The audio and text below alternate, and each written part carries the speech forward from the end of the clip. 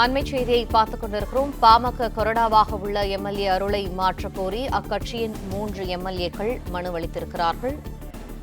மேலும் தகவல்களை எமது செய்தியாளர் ராஜகுமரன் வழங்க கேட்போம். ராஜகுமரன், இந்த மனு தொடர்பான விரிவான தகவல்கள் என்ன? பாட்டாளி மக்கள் கட்சியை பொறுத்தவரை தமிழக சட்டமன்றத்தில் 5 சட்டப்பேரவை உறுப்பினர்களை வைத்திருக்கின்றார்கள். இந்த நிலையில்தான் பாமகவினுடைய சட்டமன்ற குழு தலைவராக ஜி.கே. மணியும், பாமகவினுடைய சட்டமன்ற கொறடாவாக சேலம் மேற்கு தொகுதியினுடைய சட்டமன்ற உறுப்பினர் அருளும் இருந்து வந்தார்கள். அருள் தொடர்ந்து அன்புமணிக்கு எதிரான நிலைப்பாட்டில் இருந்து வருகின்றார். வெளிப்படையாக அன்புமணியை விமர்சிக்கக்கூடிய விதமான கருத்துக்களை கடந்த சில நாட்களாக அருள் கூறி வருகின்றார்.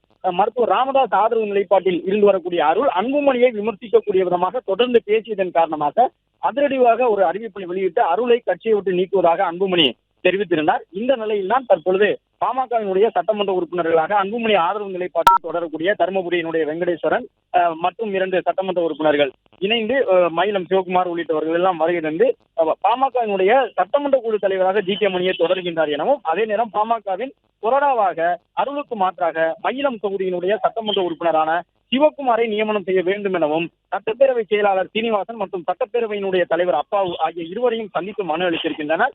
பாமகவினுடைய வழக்கறிஞர் அணியை சார்ந்த வழக்கறிஞர் பாலுவும் உடன் வந்திருக்கின்றார். பாமகவிலிருந்து சேலம் மேற்கு தொகுதியின் உறுப்பினர் அருள் நீக்கப்பட்டிருக்கக்கூடிய சூழ்நிலையில் மயிலம் தொகுதியினுடைய பாமக சட்டமன்ற உறுப்பினர் சிவகுமாரை பாமகவின் சட்டமன்ற கொறடாவாக நியமனம் செய்ய வேண்டும் என்ற ஒரு வேண்டுகோளை முன்வைத்து இந்த மனுவினை வழங்கியிருக்கின்றார்கள்.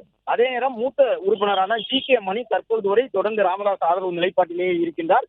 எனவே விரைவில் சட்டமன்ற குழு தலைவரையும் மாற்ற வேண்டும் என்கின்ற கோரிக்கையினை கூட அவர்கள் முன்வைப்பதற்கான வாய்ப்பு இருப்பதாக பார்க்கப்பட்டாலும் தற்போது அளவில் ஜி.கே. மணி தொடர்பாக எந்த விதமான கருத்துக்களையும் அவர்கள் மனுவாக வழங்கவில்லை எனவும், சேலம் அருளை மட்டும் மாற்ற வேண்டும், கொறடாவில் இருந்து அவரை விடுவித்துவிட்டு புதிய கொறடாவாக மயிலம் தொகுதியின் சட்டமன்ற உறுப்பினரை நியமனம் செய்ய வேண்டும் என பாமக தரப்பில் இந்த மனுவினை வழங்கியிருக்கின்றனர்.